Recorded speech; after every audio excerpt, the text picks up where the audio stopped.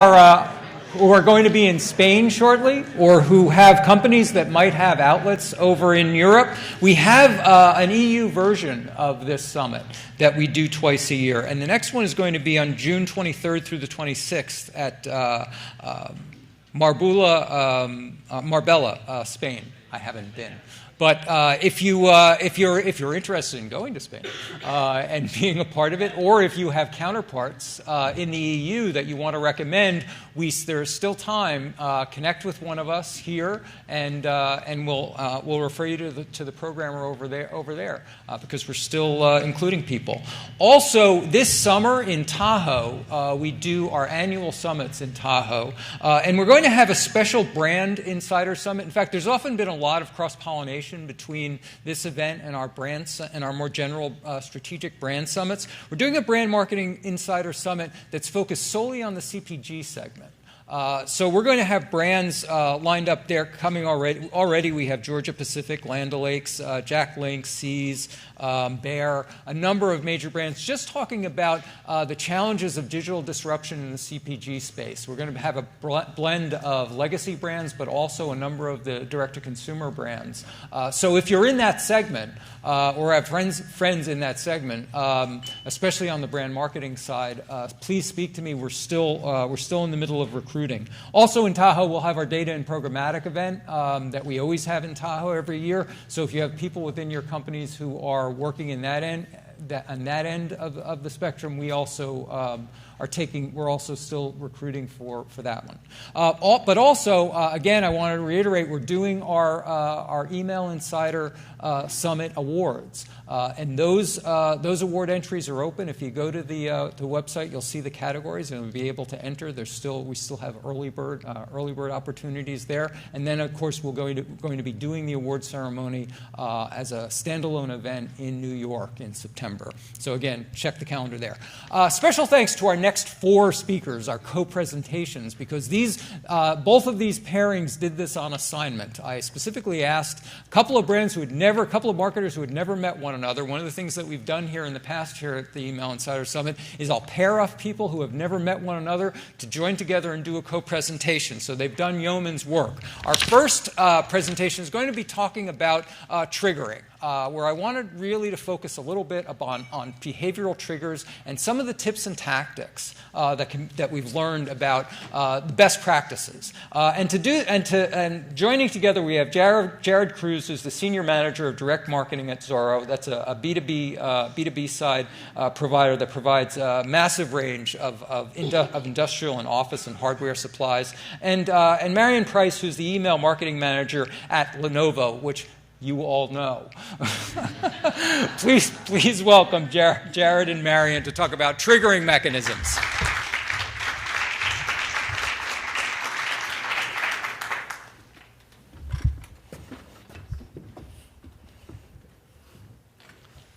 Hi, I'm Jared Cruz with Zorro.com, and this is a huge wall of text describing what Zorro.com is. But basically, we were started by Grainger 8 years ago. We are an e-commerce only company, about $600 million in sales, and we are B2B focused. But we still do about 35% of our orders B2C, and we're really more geared toward B2C as far as how we think about the transaction, and it's not a long purchase process, so it's very transactional, and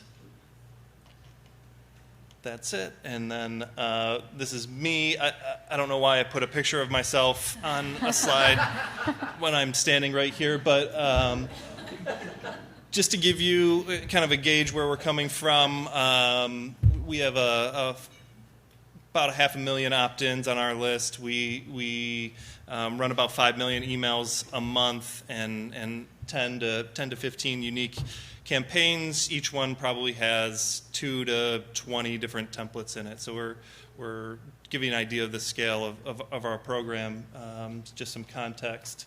And really I want to talk about data and how to structure your data in order to make sure that you're enabling yourself to send the triggers that you want to send. I'm going to get a little bit in the weeds here because I think that a lot of the time at these conferences, people don't go into enough of the how, and it's more of the why and conceptual. And I wanted to get into some detail on how you can go about making sure that your data is in a good place. And one of the things that keeps coming up is bad data, and people say they have bad data, and we can't do that because we don't have the data. And really, what that means to me is we have bad data processing. We don't ingest the data and create a usable table or anything usable out of it. So the data processing is the key here. And when you take kind of your raw system extracts from all of these acronyms, then you need to mold that data into something that you can use in a final form. And lots of people have data teams and data engineers that do all of this for you, but they're not marketers like most of the people in this room are. They don't understand your needs. They don't understand what you need in order to do what you need to do. So understanding the process and what they need from you is key, and you can't just punt to them and say, give me the table I need. You need to describe to them what the table you need. You need to communicate accurately what those fields need to look like. And unification is an issue, duplicate data, right? So this is an example I'm pulling up just to demonstrate kind of what we're looking at as far as what a data engineer needs from you. So a data engineer sees this and says, well, your key is email address. You want one email address is one record. So I need to get rid of 4 of these. I'm going to pick number 2 here because that has the highest order count. So they're the most important one, and I'm just going to get rid of the other ones. Without that communication and without that working closely with your data team, that could be a lot of lost data, and you're not going to be happy with the result. But if you sit down and instead of saying, hey, we're gonna get rid of all these records, you take this and you say, no, we're going to go field by field, and we're going to decide which one of these to pull into your final table. So you can group by the email address, and you can choose which field is most important to you and why. So, maybe address, you want the most recent address you have. So you look at the order date most recently, and you pull that address. But for the acquisition date, you want the earliest one. So you pull a different field from a different record into your final table. And then your result is clean. And you can even do things where you sum up the order count. So you don't lose all of those transactions. You combine them all into one record. And then you're doing this, and you have all this raw data, but during this data processing step, you can append all of this other data. So these are some of the fields that we came up with as a marketing team to say, hey, these are the things that we want to trigger on. These are the things we need every day. So let's add these into the field. Let's do this as part of the daily processing. And then we basically have a customer master file that's a flat file. We can upload it to the ESP, and we can do all of our triggers, almost 80% of our triggers, based on just this one flat file. You can combine first order date, last order date. You can look at engagement with this files. Who's opened in the last 6 months? It's an easy filter if you just layer on this, and you don't have to do table joins. You don't have to do anything fancy in your ESP. You can just create a date filter. You can layer in transaction data. So the AOV, the sales, the orders, combine all of that on a lifetime basis or a rolling 12 basis. You can throw in preferences. So we're gonna be able to know that and trigger on it based on this master file. We do some other things with third-party appends where we want to know more details about a business, so we do an industry and the size of the business. And all that gets in one table, and triggering becomes almost easy at that point.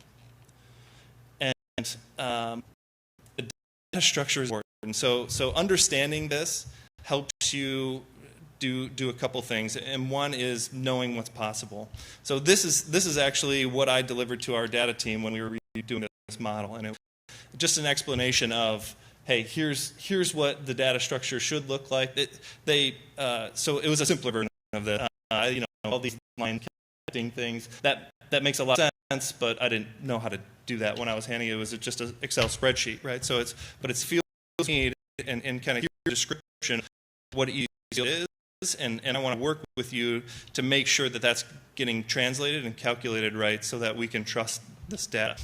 And the customer master said it's about 80% of the triggers we do are based on that, but there's some things that can't be built into a file. So tables like this really help when you're looking at transactions where there's sales order number level, where here's the purchase data, and then you need line item order level too to know what the products are in that order. So scaling down the tables and understanding if you want to get to a SKU level trigger. If you buy this SKU, then we're going to follow up with this email. Or if they buy this brand of product, then we're going to send a onboarding email for that brand.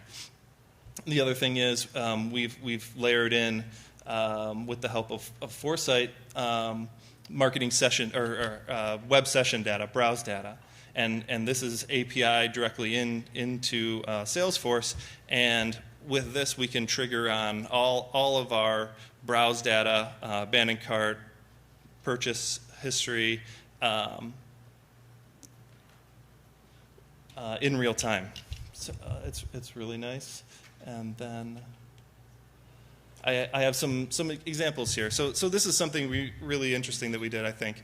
And this is, we took a new look at lapsed and lost emails. So I think in a lot of places there's kind of two steps to lost and lapsed, and that's, we're going to define lapsed as if you haven't opened an email in 9 months, or you haven't made a purchase in 9 months, and we pick a number. We say, hey, if we haven't had it in this long, then that's a lapsed or a lost customer.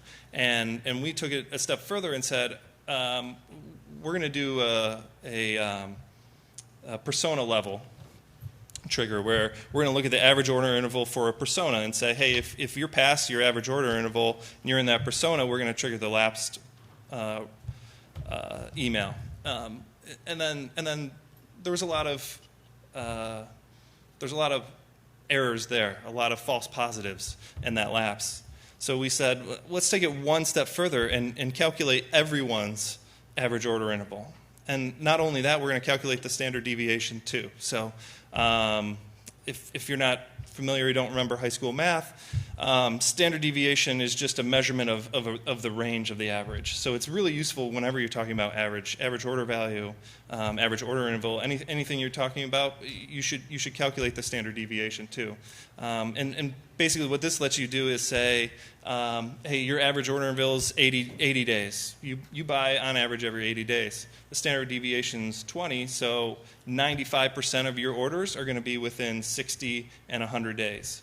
So if you go over 100 days, you're outside your norm. Now we trigger the lapsed.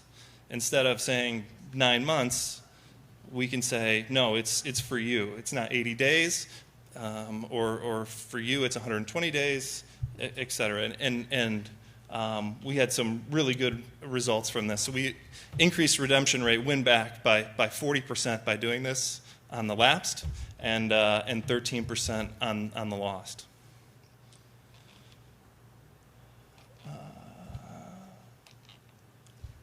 My next example is a custom welcome series. So by appending that third-party data, we can get an industry ID or a SIC code. And we thought, hey, let's customize some welcome series for our biggest verticals. So we have a couple verticals. We started with manufacturing, and we went to our content team and said, let's really build out, this is a valuable segment for us. Let's really build out the Welcome Series and target these specific people that are manufacturers. And you can see I have the general Welcome Series, which is designed to appeal to everyone, and the manufacturing Welcome Series, which focuses on pain points of manufacturers, uses their lingo, their language, things that visuals that they want to see, and built out the whole series in this similar fashion. It's a 7-email series. The key to this was really being more relevant to this vertical for us. And the results, I think, are the most interesting part to this, because 60-day repeat rate is our KPI for our Welcome Series. We want people to come back and make their second purchase. And this actually decreased it by 21% for the manufacturers. But at the same time, AOV of the people that did come back increased by 37%. So we're digging into the data, but the presumption is this creative really resonated with a subset of that segment. So there was some people that, hey, the general appealed much more to. And this is kind of an example of how to take results of a test that maybe aren't great, but dig into the data and say, hey, this didn't work for everyone, but we can go back and resegment and figure out who this is really resonating with and why, and keep sending it to them and throw the other people back into the pool of the general because it's working better.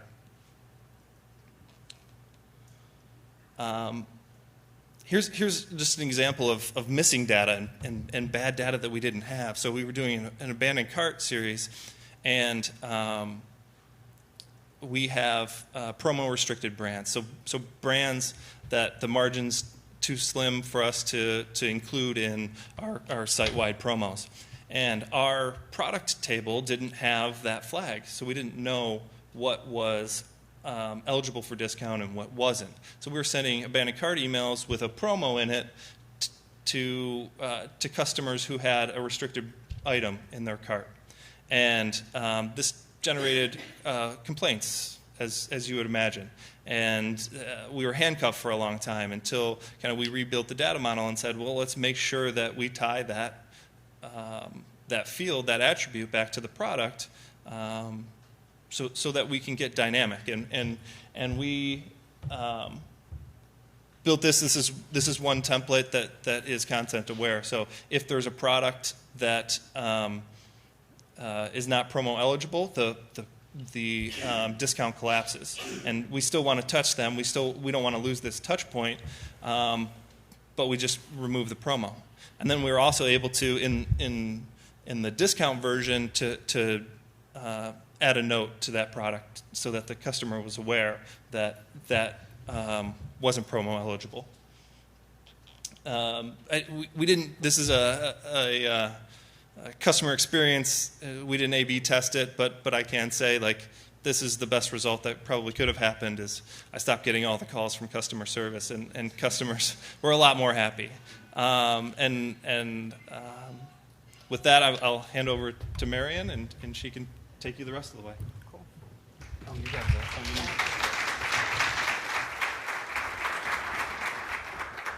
Just sit behind you and watch. Yeah. So my name is Marion Price. I'm with Lenovo.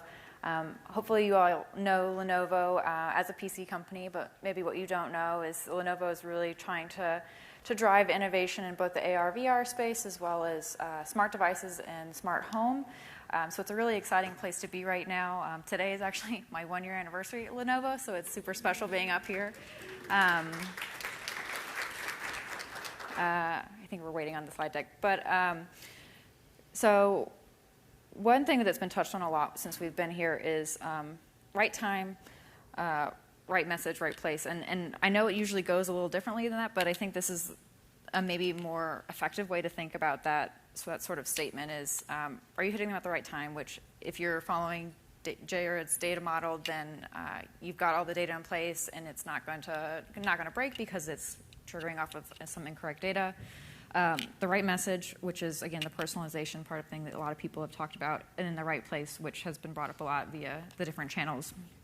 But I just kind of want to go through them, particularly the right message side of things, and thinking about when you're going to kind of think about how you're starting this, because some people here are super advanced, but I think probably some people are probably less advanced, and especially Lenovo is sort of an older manufacturing company that's just now entering the digital space, and so trying to figure out how we move from being this big B2B manufacturing company to actually even creating products on a one-to-one basis. It's strangely easier for us to make 10,000 computers than it is to make one unique computer.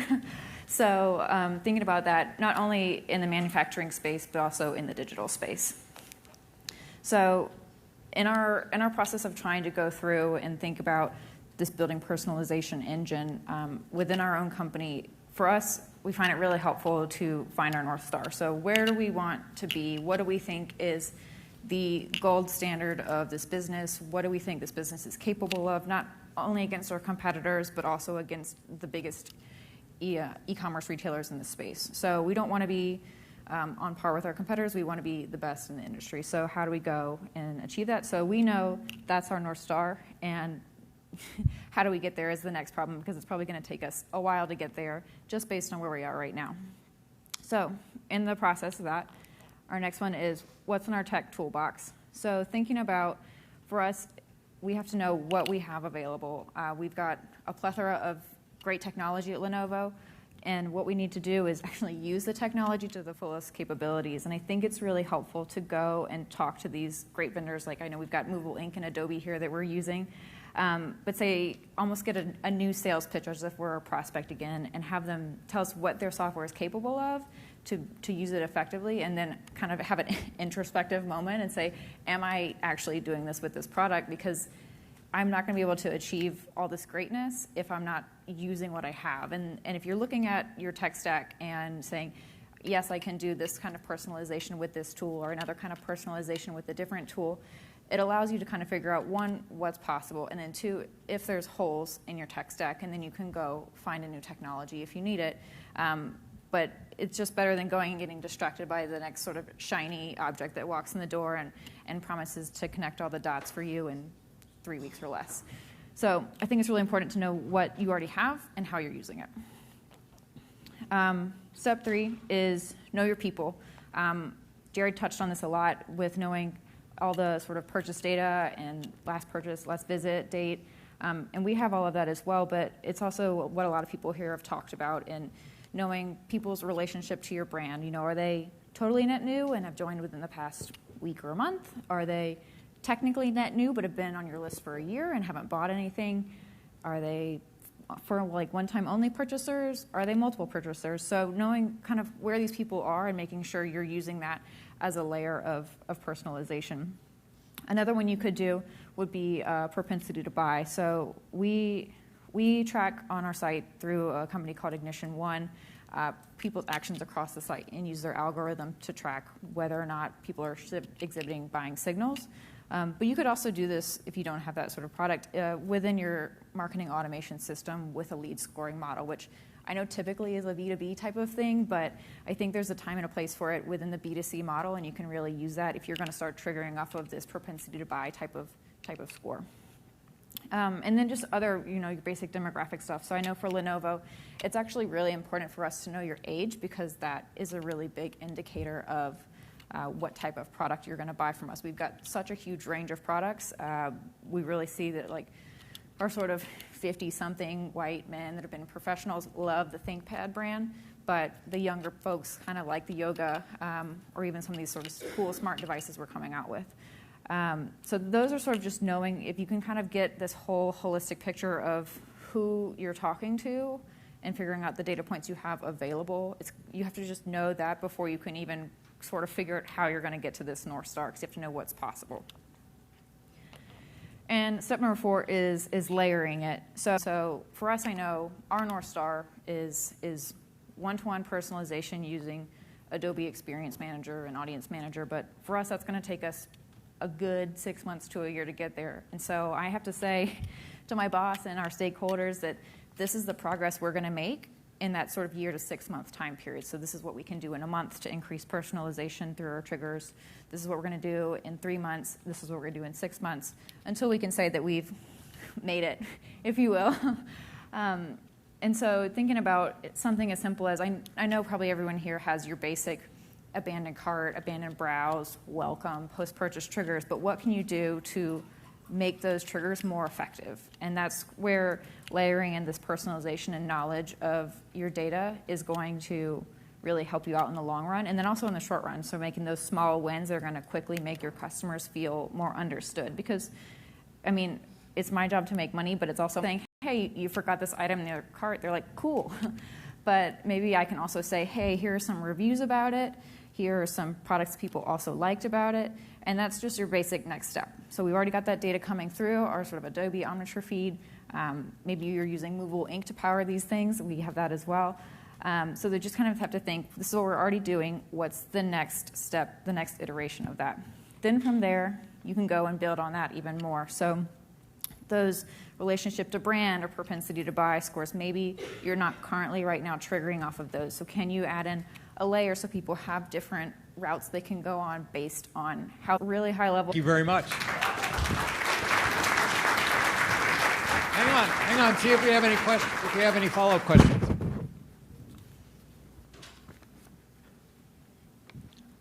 Jared, I wanted to follow up on one of your points about a lot of the behaviors that you're seeing that are new and interesting to you that you're gleaning from email. Are you communicating and using them up, moving them up in the organization so that you're able to let other marketers working in other channels know and make use of those behaviors? Yeah, we are, and we work closely with kind of all the other channels, and the biggest one we see is direct mail. So I know this is an email summit, but direct mail is coming back, and smart direct mail is here. When we can use browse data and we can link that back to the addresses, then we can trigger abandoned cart messages or postcards to people that are on the opt-out list through direct mail that you can't do legally in a lot of email instances. So all the data we have kind of together in all the channels has shown a lot of return for us. Marion and Jared, thank you very much. We're going to do a roundtable under the morning. Thanks, guys. So we're going to round out the morning with something new and different that we're trying, and that is a design critique. Many of you know I sent out an email a couple of weeks ago asking for volunteers to offer up their emails for design critique from two of our specialists from the direct-to-consumer brands that, in fact, are well known for their design prowess, both Beard Brand and Whip. Beard Brand you may not know unless you, like me, have beard. But they're a men's grooming startup out of Austin, and we met. These are the way they is the two Erics. Eric Van Holtz, who's the founder and the creative director of Beard Brand, and Eric Teng, who's the senior email marketing manager at Quip. Quip, I think you who have an Instagram feed know, is the toothbrush and oral hygiene company that has really shown its own design process. They are going to take a look at some of the volunteers who have offered up their email. In fact, we'll be interacting with them as well, asking them questions, but give it an overall critique and to get conversation going that will continue in the roundtable right after this on design prowess. So please welcome Eric Squared.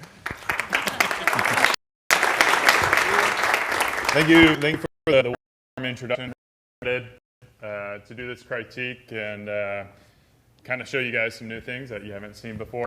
I'm really also paired with Eric, or Eric with a K. He comes with a lot more technical expertise, whereas I'm the token mega hipster here, so I kind of do the design side of things and kind of like the brand and the voice. So between both of us, we're going to kind of tag team and share the time to submit emails, and we're going to get started with.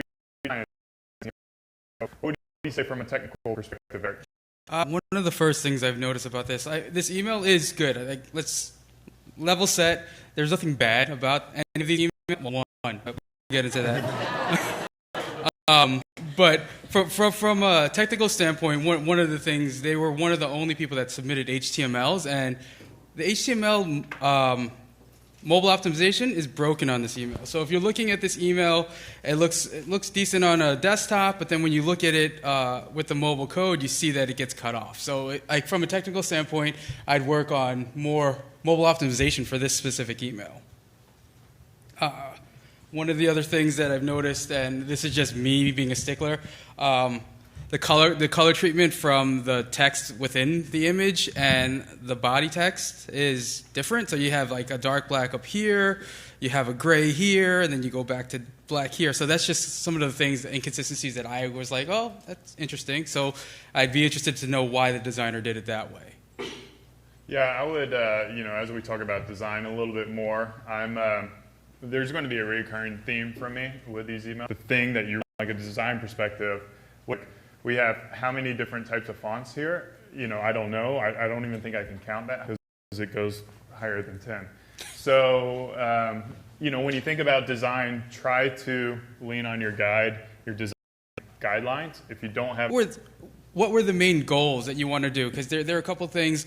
On the top, you want them to book, and then on the bottom, you're recommending a sale of some sort. So I kind of get what the overall goal of the email is. So if not to call you out, I'm not calling you out at all. I don't have to answer that question. My email designer's not here. She's not feeling too well, etc. On a high level, I think a lot of these designs were just trying to get a lot of creative out very quickly. It's easy to critique on the back end, and I'm not criticizing your critiques by any means. No. But this poor girl has to do a lot of emails very quickly, and I think what she's doing is taking templates and just trying to switch them to get to the overall goal of that specific email. So the pet-proof one was, all right, we're going to take segmentations and break up what we presume to be statistically pet-friendly people and try and see if we can come up with more relevant content for them.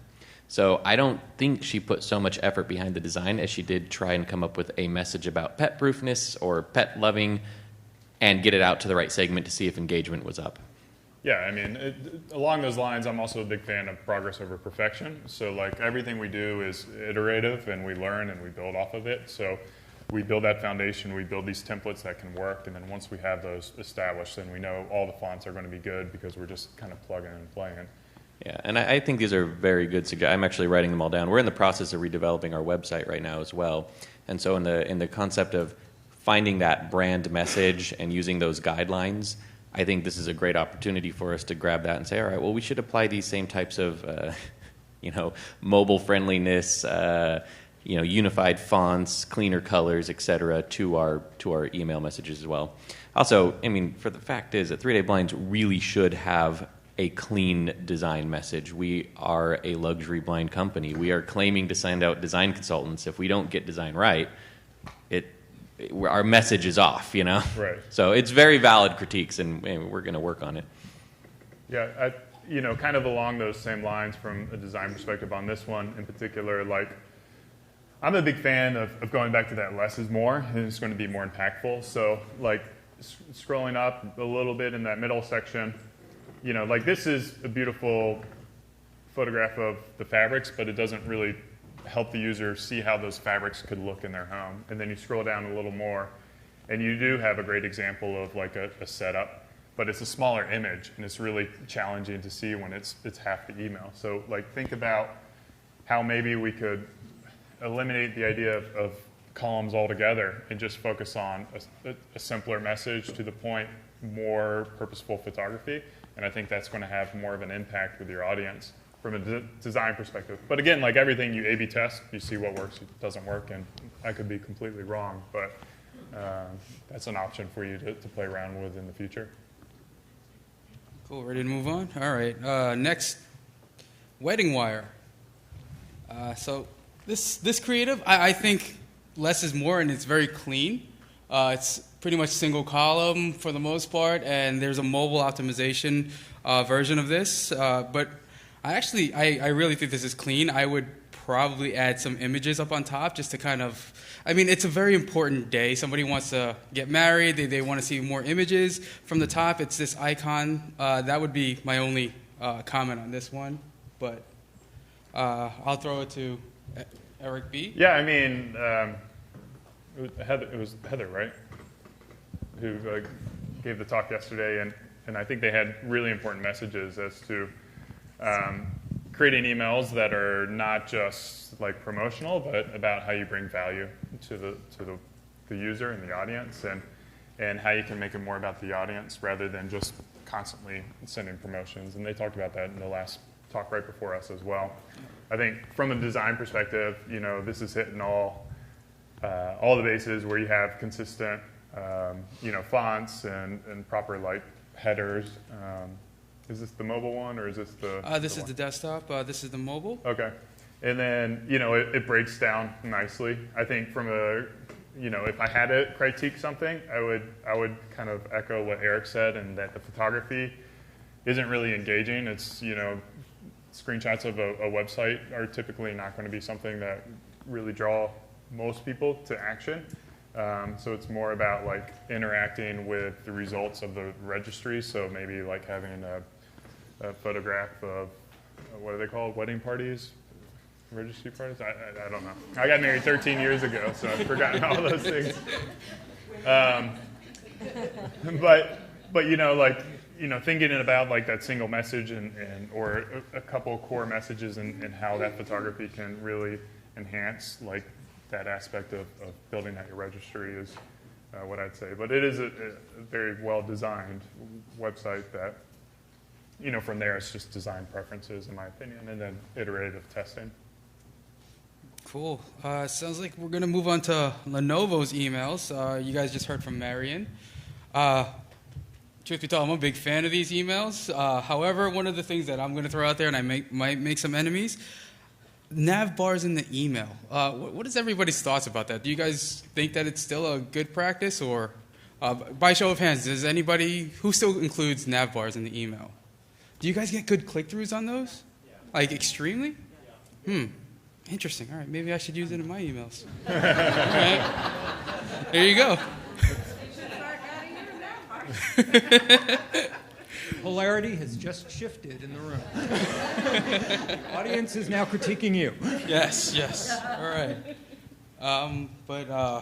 Like I said, I really like the playfulness of it. The copy is pretty awesome. And I was telling Marion earlier, these are just very playful, and I like that when it comes to a brand as old as Lenovo is. Mm-hmm. And just getting the call to action on here is. Yeah, for me, I think when I think of Lenovo and I think about what you guys are trying to do in the marketplace and take on the entrenched, leader like Apple, it's what does Lenovo stand for? Can anyone in this room say what Lenovo stands for? I think the answer is probably not, right? With Apple, it's think different, right? You know the direction that Apple's going. And as a brand that's coming in and trying to shake up this space, and I know this doesn't really fall on the email marketing side of things, but what is that mission that Lenovo's trying to do, and how can you unite around that mission and tie that all into your email where you inspire people to live the life that's connected through the brand? Like, Lenovo's got amazing products, and a storied history, but people don't know that when you go to the website and when you look at the emails, because it's forgotten about. And I think that's a huge opportunity. I was looking on the website. The Lenovo logo has a black, it has a black background here, but it's red on the website. What's the consistency with that? So I think there's, again, a beautiful designed email. It's spot on, beautiful colors. It's bold. It's grabbing your eyes. But where's the soul behind it? And I think that's the opportunity that Lenovo really has. And then maybe your opportunity to take a risk is say well, this is what the Lenovo brand is, or our interpretation of it, and then how do we infuse that into the emails and make sure it's everywhere.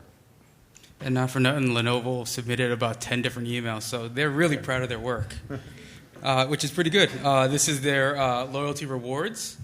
again, consistent design with the last one. It might have a different design from the website, but it looks like they're going in this more playful, colorful, image-heavy direction. Again, it's clean. I know exactly what they want me to do in this email, and that's one of the things that you have to look for most. But that's all I would really have to say about that one. Yeah, my only question is, as we go through these, that they're very colorful, they're bright, they're definitely following the branding guidelines, which is nice.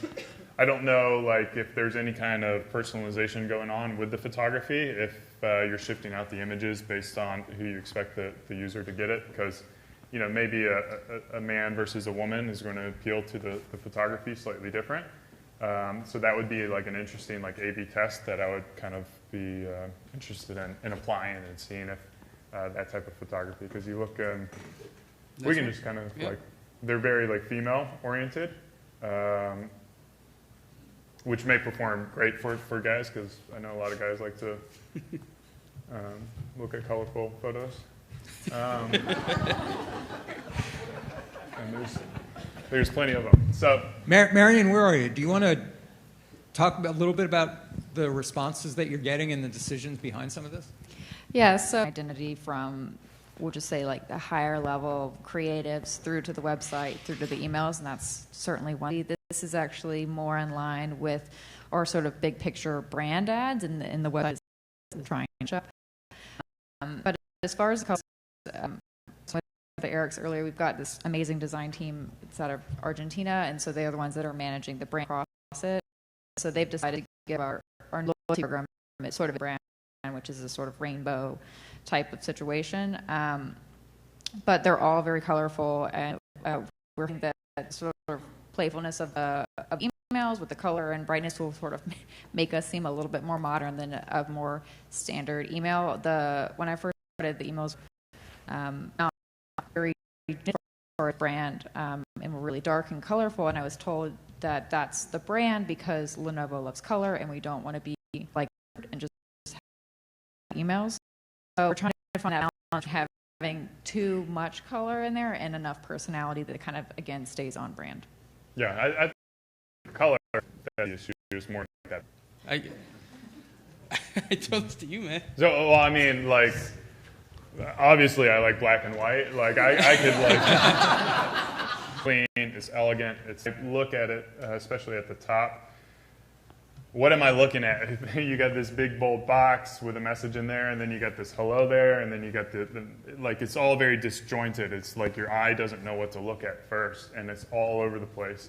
And when I think about abandoning cart emails, I think about the person and what they're going through, and how do we inspire them to take action to ultimately improve their lives.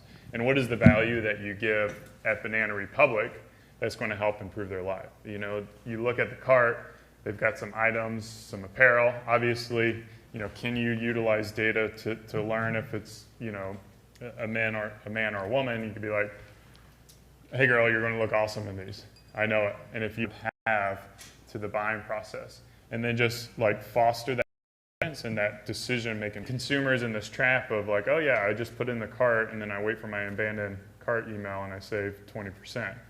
You don't want to build your strategy around just discounting your product simply because you're desperate for a sale.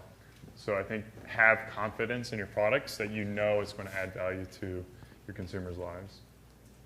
Okay, and last but not least, was the same designer the guy that designed the last email?